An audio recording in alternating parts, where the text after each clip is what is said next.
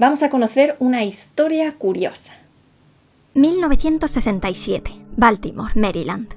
Llega al hospital una mujer de 22 años en evidente estado de agitación. A pesar de que su salud había sido buena hasta entonces, llevaba unas semanas aquejada de problemas para respirar, dolor abdominal, desmayos, náusea y vómitos, entre otros síntomas. La ingresaron para averiguar qué es lo que le estaba sucediendo. Al día 14 de su ingreso, los médicos no habían encontrado nada que pudiera explicar sus síntomas, pero no habían remitido. La paciente, igual de agitada, le confesó por fin a uno de los médicos que tenía un gravísimo problema y que solo le quedaban 3 días para resolverlo. Ese problema se trataba de una maldición. Resultaba que el día que nació junto a sus 2 hermanas gemelas, la matrona que había atendido el parto confesó a la madre que sus hijas estaban malditas y le detalló cuándo iba a morir cada una de ellas. La primera antes de los 16 años, la segunda antes de los 21 y la tercera, nuestra protagonista, antes de los 23. En efecto, para 1967 ya se había cumplido parte de la maldición. La primera había muerto en un accidente de coche antes de los 16, la segunda había muerto el mismo día de su cumpleaños, y la tercera era la que estaba allí en el hospital. Y a los 2 días de esa confesión al equipo médico, un día antes de su cumpleaños, la encontraron muerta en la cama del hospital. ¿Qué había pasado con esa paciente?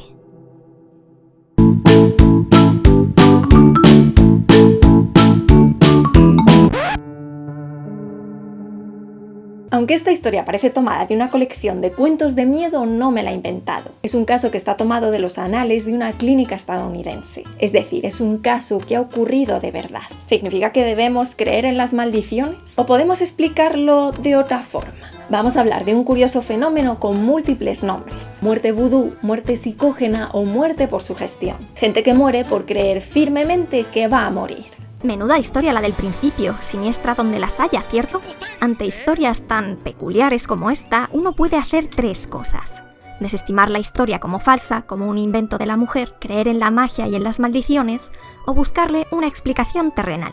Esto último es precisamente lo que se propuso en 1942 el famoso fisiólogo y psicólogo Walter Cannon, cuando publicó un llamativo artículo en la revista Antropólogo Americano, Voodoo Death, muerte por vudú. Allí ponía sobre la mesa un fenómeno anecdótico y aparentemente exótico, pero no por ello menos interesante a ojos de la ciencia occidental. Había gente que moría víctima de maldiciones. Walter Cannon, obviamente por cronología, no había podido conocer la historia de la mujer de Baltimore, pero había conocido varias historias similares a la de la introducción, como la de una mujer maorí que murió tras comer sin querer una fruta inocua pero de un árbol considerado maldito por su cultura, o la de un hombre de una tribu de Australia que murió tras ser punzado de manera leve por una lanza supuestamente maldita, por causas no relacionadas con la herida, o la de otro hombre también australiano que murió días después de que un chamán le maldijera apuntándole con un hueso. Historias en donde alguien maldito acababa muriendo de verdad. La mayoría de sus colegas desestimaban estas historias como cuentos de gente incivilizada, pero Cannon pensó que merecía la pena estudiar el fenómeno, que había algo de verdad en ellos. Vio que todas esas historias de maldiciones efectivas tenían algo en común. La víctima sabía que había sido maldecida y creía firmemente en la maldición y en su resultado final.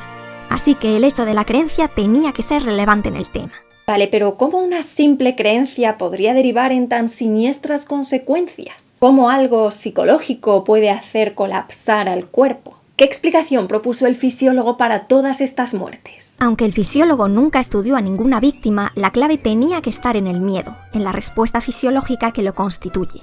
Cuando un estímulo aversivo se presenta ante nosotros, nuestro cuerpo inicia la denominada respuesta de lucha-huida. Se secretan un montón de hormonas, cambia nuestra tasa cardíaca, tensión arterial, nuestra respiración, cómo usamos la energía disponible, nuestras respuestas musculares.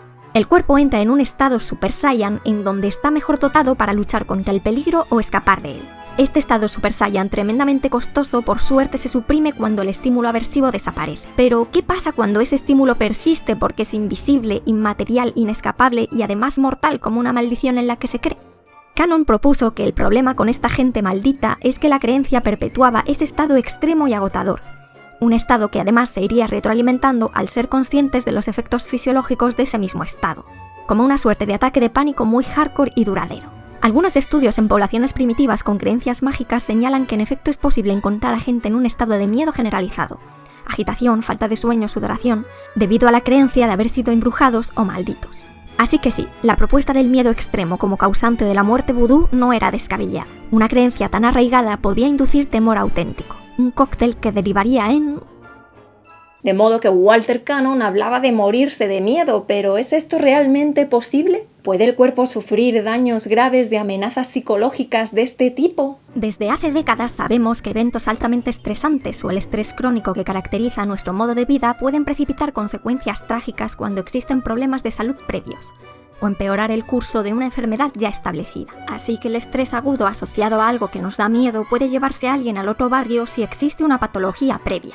Pero no siempre hacen falta problemas previos para quedarnos pajarito a causa del terror. Por ejemplo, en los años 90 emergió una nueva entidad clínica llamada el síndrome de Takotsubo, con un sobrenombre tan curioso como poético, el síndrome del corazón roto. Se llama del corazón roto porque es un mal funcionamiento cardíaco que puede ser originado por un evento emocional fuerte, como una ruptura sentimental o miedo extremo. Hemos visto que en la respuesta de lucha o huida el sistema nervioso altera la tasa cardíaca de manera funcional. En el síndrome de Takotsubo, en cambio, la alteración es disfuncional, dando lugar a insuficiencia cardíaca aguda y alteraciones de la función ventricular. Esta disfunción suele ser transitoria, pero en un pequeño porcentaje puede resultar fatal. Además del corazón, se piensa que el miedo puede inducir alteraciones disfuncionales en otros sistemas, como el respiratorio. Así pues, en la literatura se sugieren dos vías potenciales para morirse de miedo, o porque hay una respuesta fisiológica normal asociada al miedo, pero una enfermedad preexistente que la vuelve mortal, o porque hay una respuesta fisiológica disfuncional, como en el caso del síndrome de Takotsubo. Pero no todo va a ser miedo. Algunos investigadores proponen que no todas las muertes psicógenas o muertes vudú pueden explicarse por esas vías, y dejan a un lado al miedo para invitar a la desesperanza y la depresión. Al fin y al cabo, alguien que recibe la noticia de estar maldito y sentenciado a muerte podría dejar de comer, beber, dormir, lavarse, por pura indefensión. Ello sumado al ostracismo social podría acabar en... Y en efecto, en la literatura antropológica hay recogidas este tipo de muertes por dejadez, derivadas de una maldición. Así que cuando oigamos que alguien ha muerto víctima de una maldición, podemos pensar en miedo, indefensión o una mezcla de ambas. De modo que la explicación de parte de estas muertes psicógenas parece estar en la comunicación entre el cerebro y el resto de órganos, o en los efectos de la creencia en la conducta cotidiana del individuo. Pero estos casos de muerte vudú son algo que solo ocurren en pueblos primitivos, en tribus incivilizadas. En origen, el fenómeno de la muerte vudú se tenía como algo particular de las culturas primitivas con un fuerte componente mágico, en donde no había una cultura científica desarrollada. Es decir, se consideraban dentro de la psicología y psiquiatría como un síndrome cultural, problemáticas que solo aparecen en determinadas culturas debido a su peculiar universo de creencias. Pero el tiempo fue mostrando que estos casos también ocurren en la nuestra, a pesar de existir una educación y una cultura científica. Son casos raros, como el de la mujer del principio que se creía víctima de una maldición. Lo cierto es que no es culpable porque la vida le había dado coincidencias suficientes como para creer muy fuerte en ella. Pero también hay casos recogidos como muerte psicógena en donde no participan maldiciones en el sentido literal de la palabra, como simples malos presagios, como en este caso de Oklahoma. Un hombre que tenía una relación bastante dependiente con su madre tomó una decisión que a ella le disgustó. Agraviada, le prometió que algo terrible le iba a suceder por haberla traicionado. Desde entonces, el hombre entró en un estado de ansiedad y empezó a presentar problemas respiratorios a pesar de que siempre había gozado de muy buena salud. Y la madre acabó teniendo razón. El hijo murió a las pocas semanas de su sentencia. O también pueden deberse a diagnósticos erróneos, como en este otro caso. Un hombre al que le dijeron que le quedaban apenas semanas de vida debido a que su cáncer estaba muy extendido y avanzado, y que murió a los pocos días de la mala noticia. En cambio, en la autopsia vieron que el cáncer no estaba ni mucho menos tan avanzado, que no podía ser la causa de la muerte y que el hombre debería haber vivido bastante más. En cualquier caso, el patrón de estas muertes vudú siempre es el mismo. La persona recibe una forma de sentencia a muerte, cree firmemente en ella, se desencadena una respuesta por exceso o por defecto y ¡caput! Como muestra de que es importante creer en la maldición para que la maldición sea efectiva, está esta anécdota televisiva.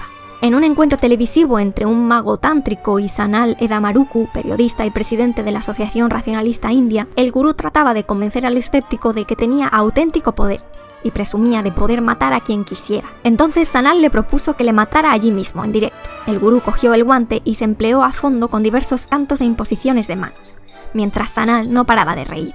Frustrado, el mago empezó a intentar apretarle las sienes, se supone que para tentar un modo más tradicional de asesinato.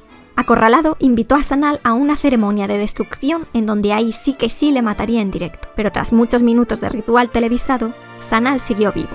dando un duro golpe al poder de la superstición. Como ves, detrás de este curioso fenómeno se contemplan causas de lo más terrenales. Pero de todo esto podemos extraer una lección bastante útil. Si alguna vez quieres echarle alguna maldición a alguien, déjate de velas negras encendidas a sus espaldas. Aumentarás tus probabilidades de éxito si simplemente se lo dices a la cara y le convences de que tienes auténtico poder.